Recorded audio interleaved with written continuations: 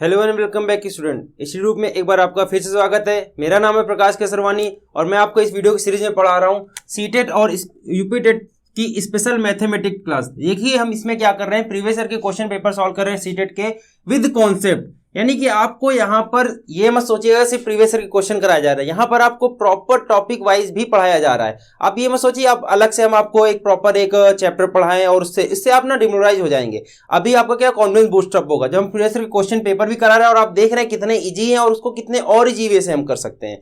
और साथ ही साथ हम आपकी नोट्स भी बनवाते जा रहे हैं। कई लोगों की डिमांड आ रही थी कमेंट्स में कि नोट्स वाइज अलग से टॉपिक वाइज पढ़ाया जाए, तो देखिए अभी आप उससे और डर जाएंगे। हम नहीं चाहते आप अभी डरें। अभी आपका और मोरल बूस्ट करने के टाइम में लास्ट टाइम में देखिए ज्यादा से ज्यादा 30 दिन या 35 दिन बचे हुए पूरी एग्जैक्ट बात के लिए। और एक चीज और आपको बता दें, यूपीटेट की भी डेट आ गई है 28 फरवरी को, तो यानी कि ऑन अराउंड 2 महीने का समय है। तो आप जैसे हम पढ़ा रहे हैं आप वैसे पढ़िए और विश्वास रखिए, इससे आपका मैथ का सारा डर खत्म हो जाएगा और आप बहुत अच्छा परफॉर्म करेंगे पेपर में। ठीक है, तो देखिए ये जो सेट है आज का हमारा जो सेट होने वाला है ये जुलाई 2019 का, जैसे हमने बताया था 2019 में 2 पेपर हुए थे, एक जुलाई में एक दिसंबर में। दिसंबर का सेट हमने करा दिया है, आज जुलाई करने जा रहे हैं। और पेपर 1 है, क्योंकि पेपर 1 बहुत ही ज्यादा ईजी आ रहे हैं और मोस्टली पेपर 1 आपका मतलब मेरा फोकस है पहले बेसिक से चले, फिर पेपर 2 में भी हम शिफ्ट होंगे जब पेपर 1 आपका कंप्लीट हो जाएगा, जिससे कि आपको थोड़ा मोरल बूस्ट हो जाएगा।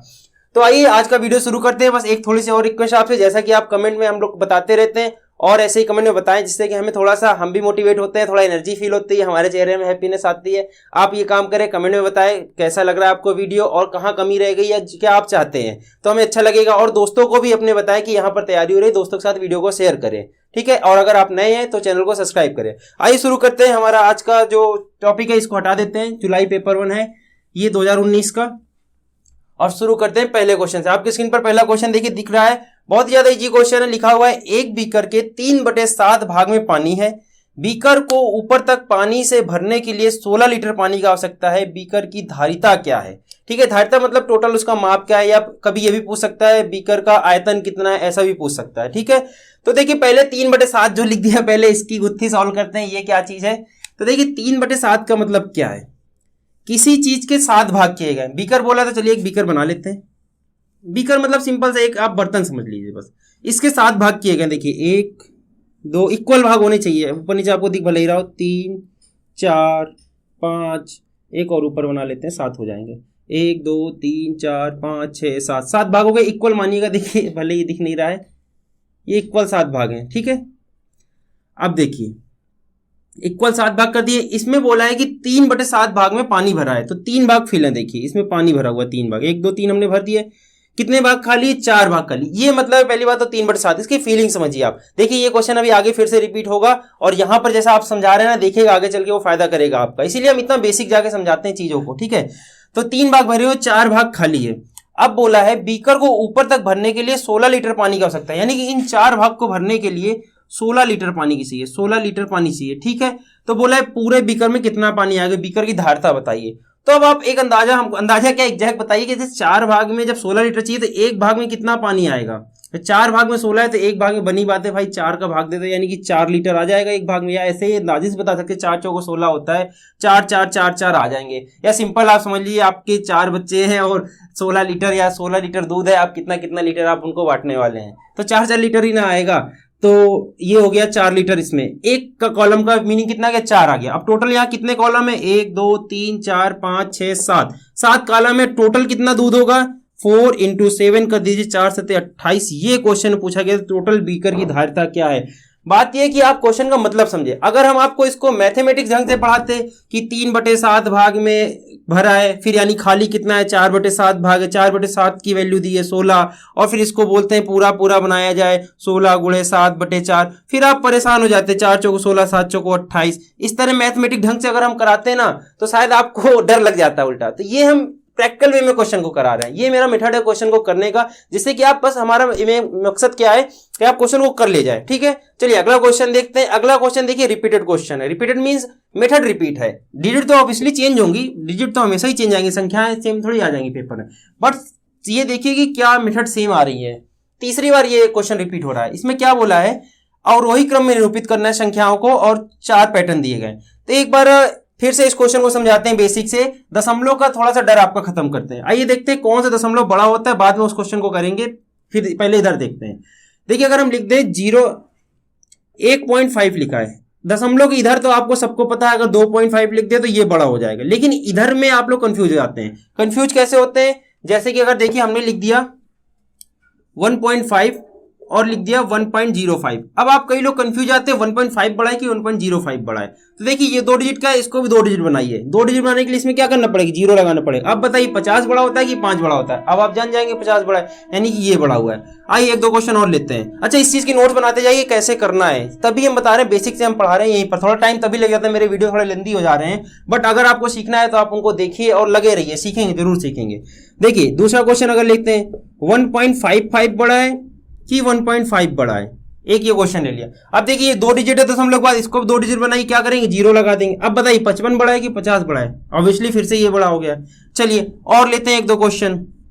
1.05 बड़ा है कि 1.055 बड़ा है। अब देखिए यहां पर क्या कर दिया हमने, 3 डिजिट लिख दी, यहां पर 2 ही हैं, तो क्या करो इसको भी 3 बनाओ, इसको भी इसके आगे क्या लगा, जीरो लगा बना दो। अब बताओ 50 वाला बड़ा होगा, 0.50 बड़ा होगा कि 0.55 बड़ा होगा, अब इसलिए ये बड़ा हो जाएगा।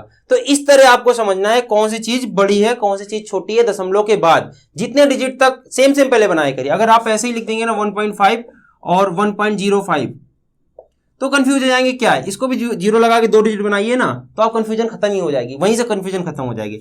अच्छा एक चीज और आपको बता दें, कई बार ऐसा भी लिख के आ सकता है, जैसे इसी क्वेश्चन में लिखा हुआ है तो रिपीट कर देते हैं हम यहीं पर, 1.05 और ना एक बार लिख दिया 10.5। अब आप इसको 1 से कंपेयर मत कर दीजिएगा, क्योंकि ये 1 है और ये 10 है, तो हम लोग का मैटर समझिए। अगर इधर बड़ा है तो साफ साफ ही बड़ा हो गया, उधर तो आगे जाना ही नहीं है। ये 10 लिखा हुआ है, ये इधर 1 लिखा हुआ है, तो ऑब्वियसली ये बड़ा हो गया, बहुत ज्यादा बड़ा हो गया कह सकते हैं। ठीक है, चलिए अब इस क्वेश्चन को देखते हैं, इस क्वेश्चन को कैसे करेंगे, और इसको अवरोही क्रम में, अवरोही आरोही आपको पहले बता चुके हैं। अवरोही मतलब होता है बड़े से छोटा। अवरोही में 4 अंक होते, 4 अक्षर होते हैं, यानी बड़ा पहले आएगा, उसके बाद छोटे छोटे आएंगे। आरोही में 3 अक्षर होते हैं, इसका मतलब सबसे पहले छोटा आएगा, उसके बाद उससे बड़े बड़े आएंगे। आप ऐसे याद कर ले, ये टेक्निक है, हम आपको आरोही अवरोही बता चुके हैं। यानी बढ़ते क्रम को बोलते हैं आरोही यानी 3 अक्षर वाला, और अवरोही मतलब बड़े से छोटा, घटते क्रम को बोलते हैं अवरोही। ठीक है, डिसेंडिंग। देखिए 4 चीज दी, एक साथ लिख देते हैं पहले, फिर बताते हैं, आप एक साथ डील करते हैं। 3.05, 3.005, 3.50, 3.055, 055, 30.5। देखिए 30 आ गया, इसमें कंफ्यूज नहीं होना, ये क्लियरली ये सबसे बड़ा हो गया। फिर आया 0.355, 0.355। अच्छा अब तो कोई भी पहले तो आंख मूंद के बता सकता है सबसे बड़ा कौन सा और सबसे छोटा कौन सा है। सिंपल सी बात है, सबसे बड़ा होगा भाई 30 लिखा हुआ है, और सबसे छोटा होगा ये 0 लिखा हुआ है। इसमें कोई कंफ्यूजन हो तो बताएं। यहां पर अगर आपको लगता है कि नहीं 30 सबसे बड़ा नहीं होगा और 0 सबसे छोटा नहीं होगा, उसके बाद यहां पर हम डील करेंगे कौन सा छोटा है, क्योंकि इनमें ना दशमलव इधर सेम लिखे हुए, 3 लिखे हुए, 3 चारों में। तो इधर का क्या होगा, 30.5 सबसे पहले आएगा और 0.335 सबसे लास्ट में आएगा। देखिए 2 ऑप्शन आपको दिख रहे हैं ऐसे, ऑप्शन नंबर 2 और ऑप्शन नंबर 3, दोनों में पहले में 30.5 लिखा है और सबसे लास्ट में 0.3, यानी पहला और चौथा ऑप्शन तो सीधा सीधा गलत हो गया। बाकी हम इस क्वेश्चन को करते हैं, इसमें अब देखते हैं इनमें कौन कौन सा बड़ा है। यानी अगर हम इधर लिख लेते हैं एक बार, सबसे पहले नंबर पे आने वाला है 30.5, उसके बाद देखेंगे क्या आएगा, सबसे लास्ट में ये आएगा, इसको इधर लिख देंगे अभी। देखिए इनमें क्या बड़ा होने वाला है, 3 डिजिट तक है तो सबको 3 डिजिट बना लीजिए। सबसे पहले इसको 50 कर लीजिए, इसको ऐसा कर लीजिए। अब बताएं कौन कौन सा बड़ा है। ये लिखा है 3.500, ये लिखा है 3.050, ये लिखा है 005, ये लिखा है 0.5। अरे क्लियरली दिख रहा है 500 सबसे बड़ा हुआ है।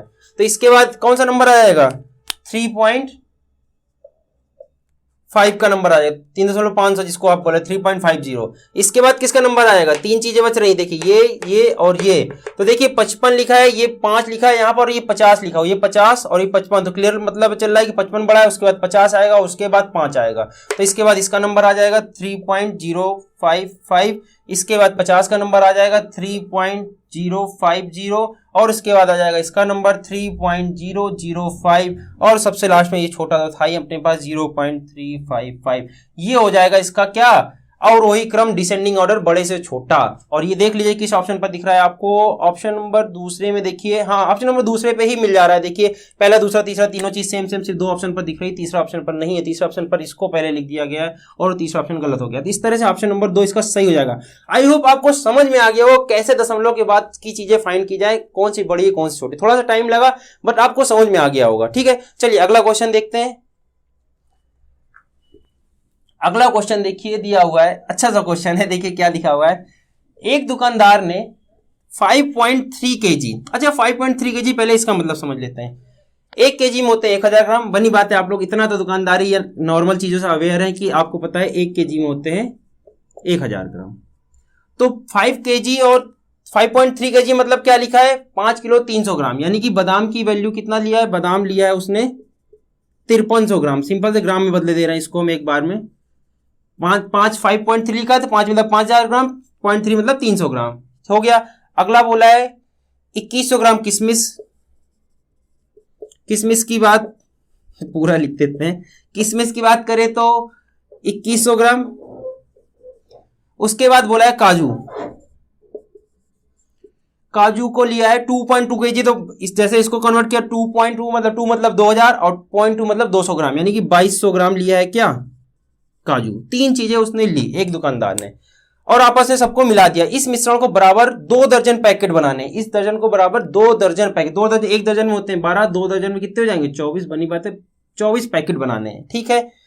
और बताइए प्रत्येक पैकेट का भार क्या होगा। अच्छा इसको दूसरे लैंग्वेज में समझते, दुकानदारों के अंदर हटाते हैं। सिंपल से आप समझिए, आपने इतना सामान दुकान से लिया है, बादाम किशमिश काजू, ये वेट है। आपको जाना है मंदिर में, आपको प्रसाद वितरण करना है लोगों को, और 24 लोग को सोच के आए कि हमको 24 लोग को वितरण करना है। तो कितने कितने को ऐसे मुट्ठी में देंगे तो अलग अलग आ जाए, किसी कम किसी की ज्यादा।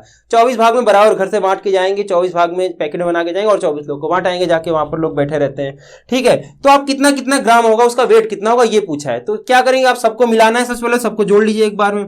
0 0 0 ये 0 हो गया, 3 1 4 2 6 ये हो गया, 5 2 7 2 9, यानी 9 किलो 600 ग्राम, 600 बोलिए यार, 9600 ग्राम टोटल आपके पास क्वांटिटी तैयार हो रही है। एक बोरी तैयार होगी 10 किलो की, देखा जाए अभी एक 400 ग्राम का ना 10 किलो तैयार हो जाता, तो इतना आपका तैयार हो रहा है। अब इसको 24 भाग में करने, तो भाई 24 से डिवाइड मारिए, सिंपल सा पता चल जाएगा कितने ग्राम का एक पैकेट बनने वाला है। तो इधर लिख दीजिए इस तरह, चाहे ऐसे लिख लीजिए चाहे वैसे आपको लिखना है। 9600 हम ऐसे ही कर दे रहे, 24 को 4 बार डिवाइड कर देंगे, 96 आ जाएगा, 96 कट गया, 2 जीरो लगे, 2 जीरो ऊपर लगा दीजिए। 400 ग्राम का एक पैकेट बनने वाला, इतना ज्यादा इजी था। बस क्वेश्चन को समझने की बात थी, उसको अपने ऊपर लेने की बात थी, और इतना इजी हो जाना। तो एक पैकेट का वेट कितना हो जाएगा, 400 ग्राम हो जाएगा, इतना सा क्वेश्चन था, ठीक है। ऑप्शन नंबर दूसरा इसका सही है। चलिए अगला क्वेश्चन देखते हैं, अगले क्वेश्चन को मूव करते हैं, ज्यादा टाइम नहीं देते हैं, जिस क्वेश्चन में जितना समझाना उतना जरूर समझाएंगे। चलिए अगला क्वेश्चन दिया है, मैं कौन सी संख्या हूं, ठीक है। सबसे पहले दिया है मैं 2 अंकों की सम संख्या हूं। नीचे देखिए क्या चारों चीजें सम और 2 अंकों की है, बनी बात 48 56 24 36, चारों की चारों सम है और चारों की चारों 2 अंकों की। चारों ऑप्शन लिख देते हैं यहां पर, क्या दिया है 48 56 24 36, 24 36, 4 ऑप्शन दिए। पहला कंडीशन सम में सही हो रहा है, तो पहले कंडीशन कोई फायदा नहीं हो, मैं 2 अंकों की सम संख्या हूं। सम आपको बता चुके हैं, जो 2 से कट जाए, ये भी 2 से कट जाएगी, ये भी कट जाएगी, ये भी कट जाएगी, ये भी कट जाएगी, सम हो गई, 2 अंकों की सब दिख रही हैं। दूसरा बोला मैं 3 4 और 6 का सार्व गुणज हूं, मतलब क्या है कि ये 3 4 और 6 तीनों से कटना चाहिए। तो देखिए आपको हमने रूल बताया था, 3 का रूल बताया था। 3 का रूल क्या बताया था कि अगर इन दोनों को जोड़ दिया जाए तो वो 3 से कट जाएगा, यानी 8 4 12 होता है, 12 3 से कटता है, यानी ये भी 3 से कट जाएगा। 6 5 11 होता है, 11 3 से नहीं कटेगा, 3 का पहाड़ा पढ़ के देखिए 11 नहीं आता, इसका मतलब ये नहीं कटेगा, तो इसका ऑप्शन यहां से हटा दीजिए। सिर्फ आपको देखना है अब 3 ऑप्शन, इसको हम मिटा ही देते हैं। अब बच्चे आपके पास 3 ऑप्शन, इसमें देखिए 4 2 6, 6 3 से कट जाएगा, कट जाएगा। 6 3 9, जोड़ने पे कितना आ रहा है 9, 9 आ गया, तो 9 3 से कट जाएगा, 3 के पहाड़े में आता है, यानी 3 से तीनों चीज कट रही है। 4 से कटने का रूल देखिए क्या होता है, 4 से कटने का रूल होता है कि 2 अंक अगर कट रहे हैं, जैसे अगर यहाँ पर 48 जगह लिखा होता है 548, तब हम लास्ट के 2 अंक देखते हैं, या 1548 तब भी हम लास्ट के 2 अंक देखते हैं। अगर वो 4 से कट रहा है तो पूरी पूरी संख्या 4 से कट जाएगी। तो यहाँ पर तो फिलहाल 2 ही अंक दिए हैं, तो आपको डिवाइड करना ही पड़ेगा। देखिए 12 चौक 48 होता है, यानी ये कट जाएगा, ये 4 4 संग 24 होता है, ये भी कट गया, और ये क्या लिखा है 9 चौको 36 होता है, ये भी 4 से कट जाएगा, 4 से सारे कट गए। अब देखिए 6 से क्या कट रहे हैं, 3 से कट गए, 4 से कट गए, 6 से देखिए 6 गोटे 48, ये कट गया, 6 चौको 24, 6 चंग 36, सारे 3 4 6 तीनों से कट रहे हैं, यानी तीनों ऑप्शन अभी भी जिंदा है। अब चलते हैं थर्ड ऑप्शन पर, दिया है मेरे कुल 9 गुणनखंड है। गुणनखंड एक बार आपको हम बता चुके हैं, एक बार फिर से आप जान लीजिए। गुणनखंड क्या होता है, जिससे कोई डिजिट, हर सारी डिजिट जिससे ये कट जाए। सपोज हमको 48 के गुणनखंड निकालने हैं ना, तो ऐसी चीज बताइए, ऐसी संख्याएं बताइए जिससे 48 डिवाइड हो जाए। जैसे कि क्या होगा, 1 से 48 डिवाइड हो जाएगा, बनी बात है, 1 तो भाई किसी को डिवाइड कर सकता है। 2 से कट सकता है 48, बनी बात है, कट जाएगा। 3 से काटिए 16 3 होता है, 16 बार जाएगा, कट जाएगा। 4 से काटिए, 4 से भी कट जाएगा, 12 चौक 48 होता है। 5 से नहीं कटेगा, 6 से कट जाएगा, 8 बार चला जाएगा। 7 से नहीं कटेगा, 8 से कट जाएगा, देखिए 8 6 बार चला जाएगा। 9 से नहीं कटेगा, 10 से नहीं कटेगा, और देखिए आगे बढ़िए 12 से कट जाएगा, फिर आगे बढ़िए 16 से कट जाएगा, फिर आगे बढ़ेंगे अगर तो 24 से भी कट जाएगा, और आगे बढ़ेंगे तो 24 हो गया, खुद 48 से ही कट जाएगा। तो ये इसको बोलते हैं गुणनखंड, यानी कि वो किस किस चीज से कट सकता है उसको बोलते हैं, उसके फैक्टर्स इंग्लिश में या बोलते हैं गुणनखंड। देखिए कितने हो गए, 1 2 3 4 5 6 7 8 9 10, कितने गुणनखंड निकल के आ गए, 10। लेकिन क्वेश्चन में क्या बोला है, मेरे कुल 9 गुणनखंड है, 10 नहीं है। ठीक है, तो यानी ये ऑप्शन गलत हो गया। अब देखिए इससे जस्ट छोटा वाला ले लेते हैं डायरेक्ट करने के लिए। देखिए ये ट्रिक होती है कैसे आप फास्ट करना चाहते हैं। भाई 9 गुणनखंड बोला था नहीं, बहुत बड़ा एक डिजिट, 9 गुणनखंड मतलब एक बड़ी संख्या होनी, तभी हमने सबसे बड़े डिजिट से क्वेश्चन उठाया। अब उससे जो छोटी उसको उठाते हैं, 36 गुणनखंड करते हैं। 1 से कट जाएगा, बनी बात है। 2 से कट जाएगा, बनी बात है। 3 से कट जाएगा, 12 3 36 कट ही जाएगा। 4 नहीं 36 होता है, ये भी कट जाएगा। 5 से नहीं कटेगा, 6 छंग 36 तो 6 से कट जाएगा। 7 से नहीं कटेगा, 8 से नहीं कटेगा, 9 से कट जाएगा। देखिए 9 चौक 36 होता है। 12 से कट जाएगा, 12 3 36 होता है। और उसके बाद 12 के बाद बताइए किससे कटे, 12 3 36, और उसके बाद 18 से कट जाएगा, 18 दूनी 36 होता है, और 36 एक खुद से कट जाएगा। कितने हो गए देखिए, 1 2 3 4 5 6 7 8 9। देखिए इसके कितने गुणनखंड आ गए, 9। और यही बोला था मेरे कुल 9 गुणनखंड है, इसका मतलब ये सही हो जाएगा। ये एक टेक्निक थी इस तरह चलने की, बाकी आप लगातार भी करते तो भी आ जाए। चलिए 24 गुणनखंड भी कर लेते, देखिएगा ये 9 नहीं आएगा। 1 से कटेगा, बनी बात है। 2 से भी कटेगा, 3 से 8 3 24 होता है, कट जाएगा। 4 छंग 24 होता है। 5 से नहीं कटेगा, 6 चौको 24 होता है। 7 से नहीं कटेगा, 8 3 24 होता है। 9 से नहीं कटेगा, 10 से नहीं कटेगा, 11 से नहीं कटेगा, 12 से कटेगा, और उसके बाद सीधा सीधा 24 से कटेगा। 1 2 3 4 5 6 7 8, केवल 8 ही गुणनखंड आ रहे हैं, यानी तीसरी कंडीशन सिर्फ एक ही जगह सही हो रही, 36 पर। इसका कौन सा ऑप्शन सही होगा, 36, ऑप्शन नंबर 4 सही हो जाएगा। ये करने का तरीका था, ऐसे ही करना है। ये गुणनखंड है। देख कई बार आपके क्वेश्चन में गुणनखंड ही प्रॉपर पूछे जा रहे हैं, इसका गुणनखंड कितने गुणनखंड होंगे, इस वजह से हमने इतना डिटेल में गुणनखंड कराया, क्योंकि हमने देखा हुआ है पेपर में सिर्फ और सिर्फ गुणनखंड पूछा गया। पूछ लेगा 48 के कितने गुणनखंड होंगे, और ऑप्शन दे देगा 10 9 10 11 12, तो आप क्या लगाएंगे, 10। कितने आए, गिन लीजिए, 10 आए हैं। कैसे निकाला, 48 को कौन कौन भाग दे सकता है, कोई भी डिजिट, कैसे कोई कितना बार भाग जा सकता है, बस ये लिखना है, वही उसके होते हैं गुणनखंड। चलिए अगला क्वेश्चन मूव करते हैं, बहुत समझा दिया। अगले क्वेश्चन फिर आप जब आएगा दोबारा फिर से रिपीट करेंगे, फिर आपको पूरी तरह से आ जाएगा ये। ठीक है, अच्छा रिपीट करने की बात छोड़िए, हम आपको एक क्वेश्चन दिए दे रहे हैं यहाँ पर, आप कमेंट सेक्शन में बताइएगा इसके कितने गुणनखंड, बस कितना बताइए कितने गुणनखंड होंगे। चलिए हम यहाँ पर लिख देते हैं आपका 64 लिख देते हैं। ठीक है, वैसे बहुत बड़ा हो गया, आप छोटा ले लीजिए फिलहाल। 30 के बता दीजिएगा, 30 के कितने गुणनखंड होंगे, कितने। ठीक है, जितने भी हो, 9 10 4 5 6, बस ये बताइए कमेंट में 30 के कितने गुणनखंड होंगे। ठीक है, ये आपके लिए होमवर्क है, कमेंट सेक्शन में बताइएगा। अगला क्वेश्चन आपकी स्क्रीन पर पढ़िए, क्या लिखा है, आशा घर के खर्चे में कुछ रकम बचाकर एक मोबाइल फोन खरीदना चाहती है। ठीक है, सभी लोग करते हैं। प्रत्येक सप्ताह वह सोमवार को 50 रुपए, सोमवार को कितना 50 रुपए बचाती है, बुधवार को 100 रुपए बचाती है, और शुक्रवार को 80 रुपए बचाती है।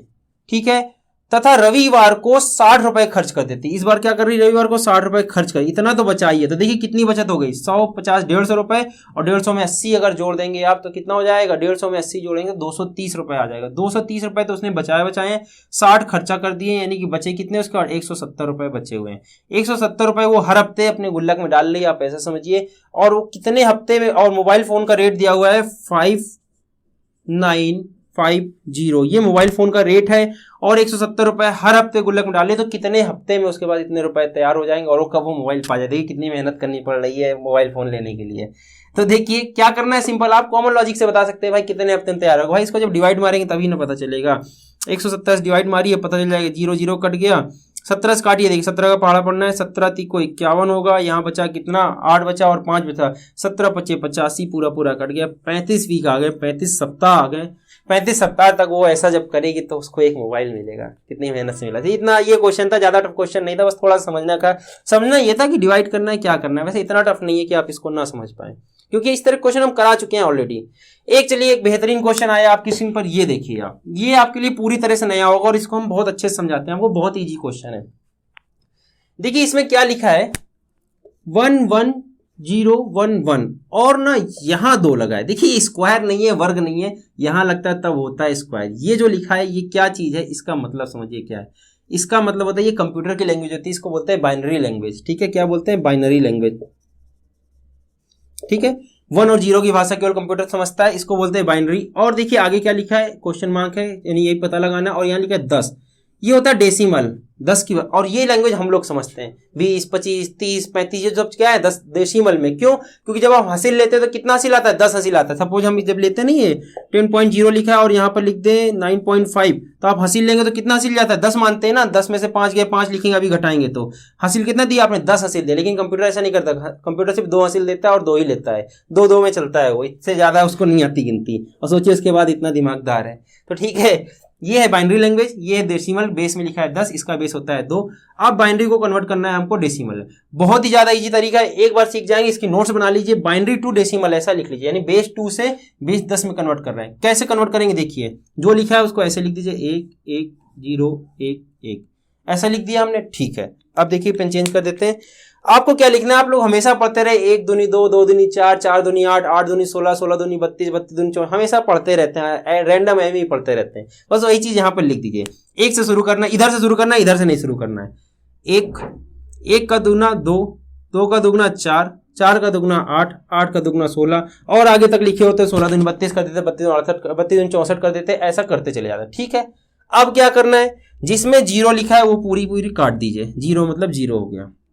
अब जो बचे ना उन सबको जोड़ दीजिए, अलग से लिख के जोड़ लीजिए, चाहे यहीं पर जोड़ लीजिए। 16 8 24, 24 2 26 और 1 27, यानी इसकी वैल्यू आ जाएगी 27। बात खत्म। इतना इजी क्वेश्चन था, लेकिन था एलियन वाला क्वेश्चन, मतलब पता ही नहीं जब क्या चीज होती है भाई। ऑब्वियसली आप लोग कैसे जानेंगे कंप्यूटर लैंग्वेज, ये तो हमने किया हुआ है, बीटेक किया है तो पता है ये बाइनरी लैंग्वेज की बात की जा रही है। ठीक है, तो ये एक तरीका होता है बाइनरी टू डेसिमल कन्वर्ट, यानी यहाँ पर क्या हो जाएगा? 27 हो जाएगा, 27 बेस हो जाएगा। जिसको आप 27 समझते हैं उसको कंप्यूटर ये समझता है। कंप्यूटर नहीं जानता 27 क्या होता है, कंप्यूटर जानता है 11011, उसको ये बोल दें वो समझ जाएगा 27 की बात कर रहे हैं। समझ गए? ये था क्वेश्चन आपके लिए। चलिए इसको आप नोट्स बना लीजिएगा। आगे अगर कुछ और भी आता है डेसिमल टू बाइनरी आएगा तो भी बता देंगे, वैसे ऐसा आएगा नहीं क्योंकि इजी ही आता है जहां तक है। ठीक है, इतना टफ नहीं पूछेगा आपसे कि उल्टा सीधा कुछ ही पूछने लगे। ठीक है, तो ये एक मेथड थी इसको सॉल्व करने के। हाँ, एक क्वेश्चन और करा देते हैं जिससे कि थोड़ा और आपको समझ में आ जाए, और एक क्वेश्चन होमवर्क के लिए भी दे देते हैं, आप बता दीजिएगा उसका आंसर क्या होगा। चलिए सपोज रैंडम हम लिख देते हैं कुछ 1 1 0 1 0 1, ऐसा लिख दिया हमने, और पूछ रहे हैं ये क्या लिखा, ये बेस ऑब्वियसली ये हो गया कंप्यूटर लैंग्वेज, इसको हम डेसिमल में बदलना है। चलिए कलर चेंज कर लेते हैं। यहाँ कहाँ लिखेंगे? 1 लिखेंगे, फिर क्या लिखेंगे? इसका दुगना 2, 2 का दुगना 4, 4 का दुगना 8, 8 का दुगना 16, 16 का दुगना 32।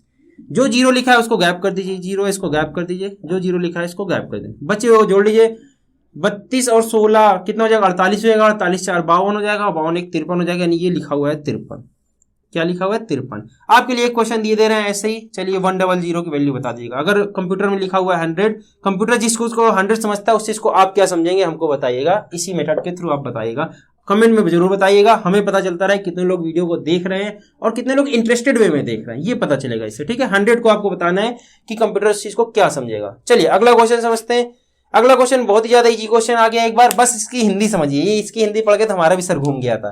क्वेश्चन लिखा हुआ है निम्नलिखित में से किन अक्षरों में क्षैतिज और ऊर्ध्वाधर सममिति दोनों की रेखाएं हैं। तो पहले इसका मतलब समझ लीजिए इंग्लिश में।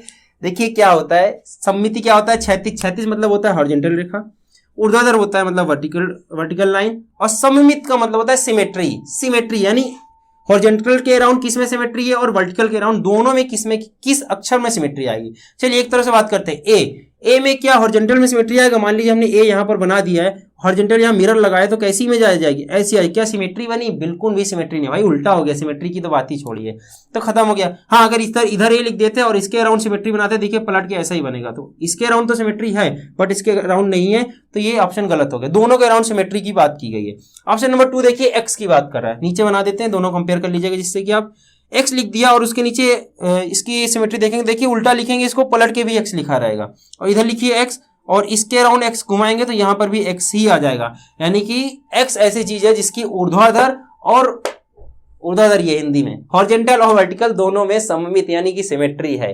ठीक है, तो इसका ऑप्शन नंबर 2 सही हो जाएगा। आगे आप देख लीजिए, सी को अगर आप कन्वर्ट करना चाहेंगे, सी को ऐसे ऊर्ध्वाधर करेंगे तो ऐसा सी बन जाएगा।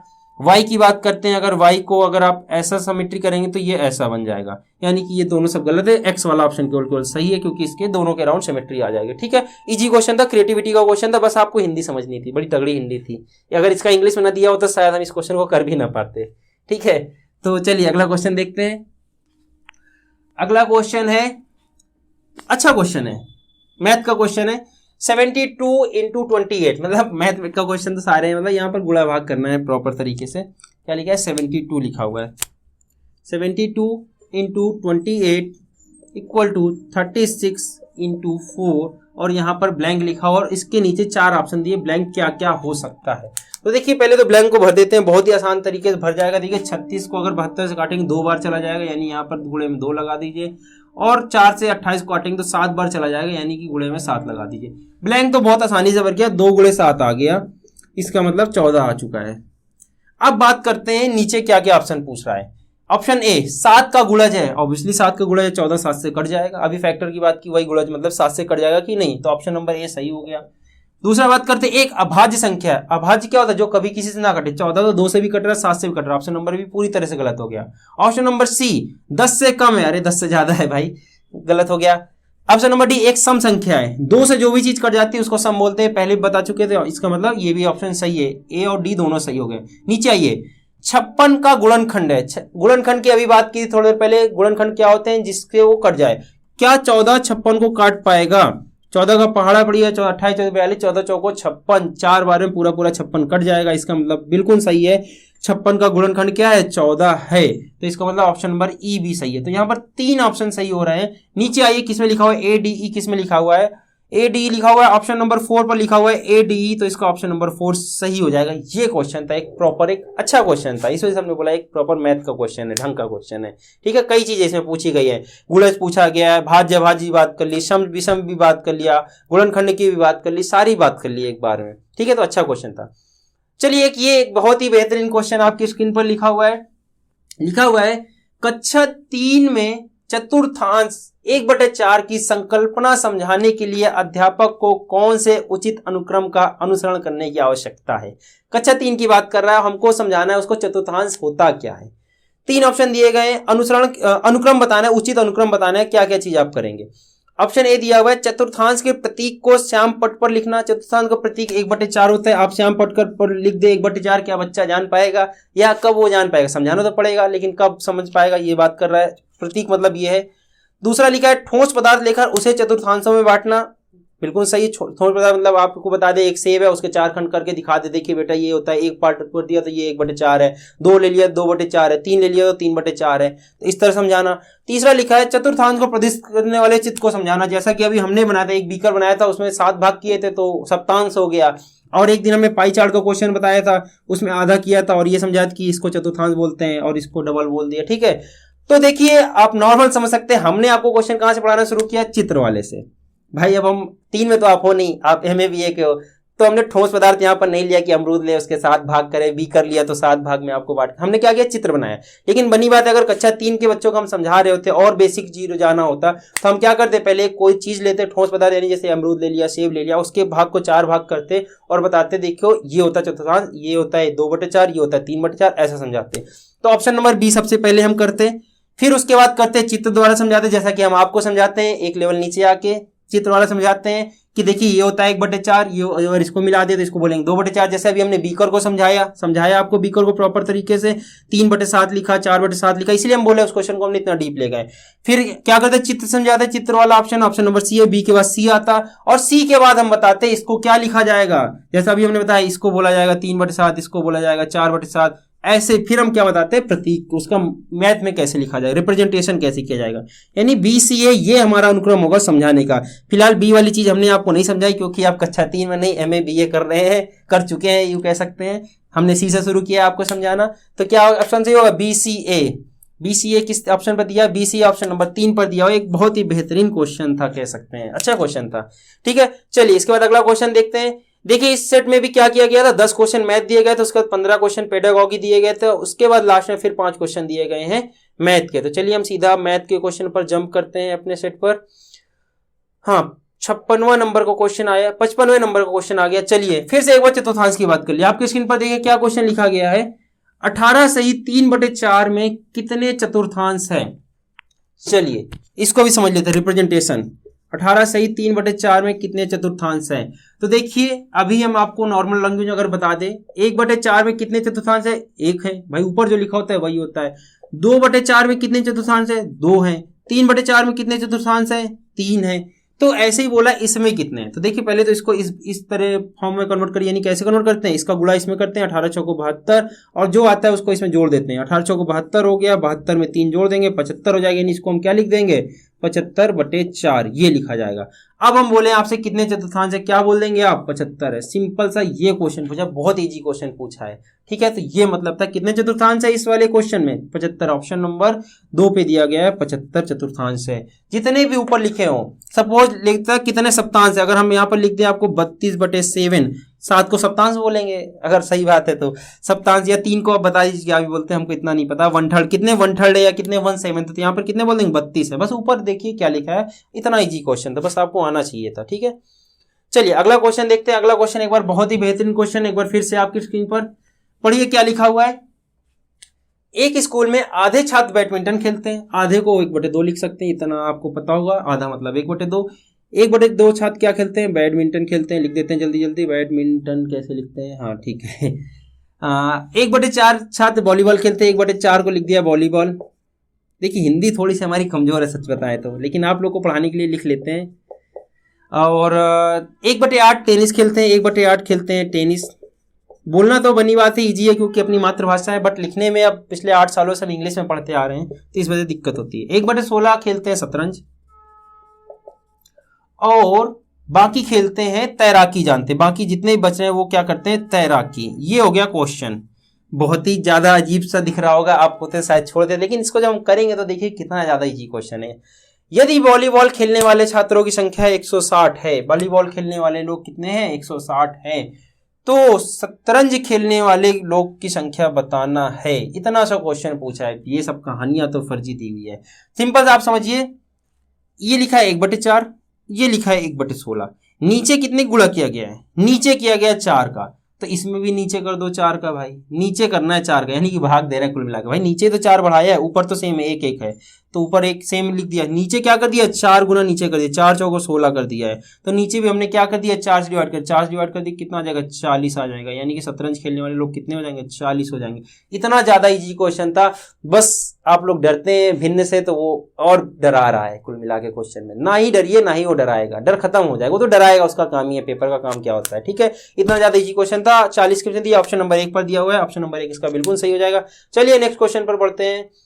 नेक्स्ट क्वेश्चन है हमारा, ये देखिए एक बार फिर से थोड़ा सा अच्छा लॉजिकल क्वेश्चन दिया हुआ है। अंकों 2 3 4 6 7 को नीचे कुछ स्पेस दिए गए में भरना है और लिखा है जोड़ने पर अधिकतम संख्या प्राप्त होगी। देखिए पहले एक बार क्वेश्चन लिख देते हैं हम।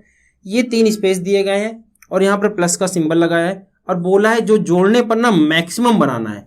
एक बार आप सिंपल पहले इस क्वेश्चन को इस तरह समझिए, आपको हमने 3 संख्या दी 1 2 3, इससे सबसे बड़ी संख्या क्या बन सकती है भाई, जो सबसे बड़े वाले को आप इधर लिख लीजिए, सबसे अच्छा 321 ही सबसे बड़ा बनेगा, इससे बड़ा तो कोई बन नहीं सकता। अगर आप 2 को पहले लिख देंगे तो देखिए छोटा हो गया, या 1 को पहले लिख देंगे तो बनी बात तो बहुत ही ज्यादा छोटा हो गया।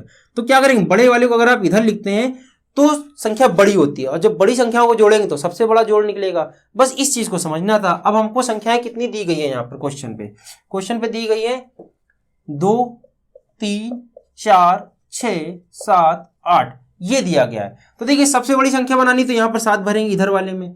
अब देखिए इसके बाद 8 भरेंगे। अब देखिए 8 इसमें भर दिया, अब आप 7 यहाँ मत भर दीजिए क्योंकि 2 संख्या बनानी तो दूसरी संख्या को सबसे बड़ा कर लेते हैं भाई, उसको भी तो सबसे बड़ा बना लेते हैं। अगर आप 7 यहाँ भर देंगे फिर 6 यहाँ लाएंगे तो देखिए ये 600 में बन जाएगा, ये 800 में बना रहेगा, तो ये काफी गैप हो जाएगा। तो यहाँ पर 7 भर दिया, अब देखिए यहाँ पर 6 भर दिया तो बड़ा हो जाएगा, यहाँ पर 4 भर दिया, फिर यहाँ 3 भर दिया, यहाँ 2 भर दिया, ये बनेंगे 2 सबसे बड़ी संख्याएं इन 6 डिजिट को मिलाकर। ये पूछा था। अब इन दोनों को जोड़ दीजिए, क्या बनेगा 3 2 5 6 4 10 की 0 1 हासिल 8 7 15 1 16 1605 बन रहा है ऑप्शन नंबर 2। ठीक है, ऑप्शन नंबर 2 पर दिया हुआ 1605 और इससे बड़ा तो कोई ऑप्शन ही नहीं। 808 छोटा है, 16 1560 छोटा है, 1360, यानी क्लियरली ऑप्शन नंबर 2 सही हो गया। आप अंधी भी मारते हैं ना कि सबसे ज्यादा जोड़ क्या बनने वाला है, तो 1605 बनने वाला है। बाकी ये तरीका था, आपको बस ये समझना था इनसे सबसे बड़ी बड़ी संख्याएं कैसे बनाई जा सकती है, तो ये मेथड होती है बनाने की। ठीक है, चलिए अगला क्वेश्चन देखते हैं। आई होप टाइम बहुत ज्यादा हो रहा होगा। एक क्वेश्चन देखिए, ये क्वेश्चन दिया है आपकी स्क्रीन पर, जो इस क्वेश्चन को हम आधा कराएंगे, आधा क्या हम पूरा ही करा देंगे। ये रिपीटेड क्वेश्चन है, इवन हम तो कह रहे हैं ये तीसरी बार रिपीट हो रहा है आई थिंक। हमने आपको एक क्वेश्चन एक दिन कराया था पहले सेट पे कि अगर वो सुबह चला 5 बजे और शाम को 8 बजे तक बाहर रहा तो कितने घंटे के लिए बाहर रहा। फिर दूसरे सेट में हमने क्वेश्चन लगाया पार्किंग का कि सुबह 7 बजे उसने गाड़ी पार्क की, शाम को 4:30 बजे ली तो कितने घंटे उसने पार्किंग की। आज सेम क्वेश्चन यहाँ पर थोड़ा सा बड़ा पूछा गया है और यहाँ पर भी टाइमिंग का ही खेल है, आपको टाइम कैलकुलेट करना है। और टाइम कैलकुलेट करना हम आपको बता ही चुके हैं पहले से। 12 के बाद एक जो बचता है दोपहर के उसको 13 लिखते हैं, फिर 14 लिखते हैं, 15 लिखते हैं, ठीक है। ये आपको पहले ही हम बता चुके हैं कई बार, तो ये चीज दोबारा नहीं लिखेंगे। यहाँ पर टाइमिंग दी गई, देखिए कि एक गाड़ी है नई दिल्ली से चलती है, आगमन का टाइम इसलिए नहीं लिखा क्योंकि वहीं से चल रही है। 15:55 पर प्रस्थान यानी चलती है, यानी कि 3 बजे चलती है, 3:55 पर भोपाल पहुंचती, 23:55 यानी रात को 11 बजे, फिर 12:05 में छूट जाती, फिर नागपुर पहुंचती 5:25 सुबह, फिर 5:35 वहां से निकल लेती, 10 मिनट बाद विजयवाड़ा पहुंचती, 14:15 यानी कि दोपहर के 2 बजे पहुंचती है, और 14:30 यानी 2:30 बजे निकल लेती है, चेन्नई पहुंचती है। ये टाइमिंग दी हुई है और इन्हीं का टाइम बताने कितने कितने घंटे लगते हैं। नीचे ऑप्शन पढ़िए क्या दिया हुआ है। भोपाल से विजयवाड़ा की यात्रा का समय 13 घंटे 10 मिनट है। भोपाल से देखिए गाड़ी कितने बजे निकली है, 0 पॉइंट, अच्छा आगमन का समय मत लीजिए, आगमन लिखा हुआ है 23:55, आगमन का वैल्यू मत कैलकुलेट। भोपाल से निकली कितने बजे है, 00:05 यानी 12:05 निकली है और विजयवाड़ा पहुंच रही है कहाँ, 14:15 में, 14:15 यानी 2:15 पहुंच रही है। तो क्या इसके बीच का समय 13 घंटे 10 मिनट का है। आइए कैलकुलेट करते हैं। 12:05 रात में निकली तो दोपहर 12:05 कितने घंटे हो जाएंगे, 12 घंटे हो जाएंगे। 12 के बाद 1 घंटे 13, उसके बाद 1 घंटे 14, 14:05 तक कितने घंटे हो चुके हैं, 14 घंटे तो ऑलरेडी हो चुके हैं। आगे मिनट मत कैलकुलेट करिए क्योंकि ऑप्शन पर ही लिखा हुआ है 13 घंटे, तो पहला ऑप्शन पूरी तरह से गलत हो गया। चलिए अगले ऑप्शन पर चलते हैं, थोड़ा तेजी से करते हैं क्योंकि बहुत टाइम हो गया होगा हमें पता है। अगले ऑप्शन देखते हैं, लिखा है नागपुर से चेन्नई की यात्रा का समय 15 घंटे 10 मिनट का है। देखिए नागपुर से कितने बजे गाड़ी निकली है, 5:35 पर निकली है। निकलने का समय लिख रहे हैं, आने के से कोई मतलब नहीं है, ट्रैवल की बात कर रहे हैं केवल। नागपुर से निकली 35 और चेन्नई पहुंच रही है 20:45 पर। तो देखिए इसमें कितने घंटे का समय लगने वाला है, क्वेश्चन के अकॉर्डिंग 15 घंटे, इसमें हम कैलकुलेट कर लेते हैं। सुबह मॉर्निंग से शाम 5 बजे तक कितने घंटे हो जाएंगे, 12 घंटे हो जाएंगे। 5 के बाद देखिए 5, उसके बाद 5 के बाद 6 बजे, ये 8:45 लिखा हुआ है, इसको हम नॉर्मल लिख देते हैं। शाम का 8:45 को बोलते हैं क्या, 20:45, इसको निकालना आपको बता चुके हैं। तो देखिए 5:35 से शाम 5:35 तक 12 घंटे, 5 के बाद 6, फिर 1 घंटे 7, फिर 8, यानी 8:35 तक क्या हो गए, 15 घंटे हो गए, 12, 13, 14, 15, 8:35 तक कितने हो गए, 15 घंटे हो गए।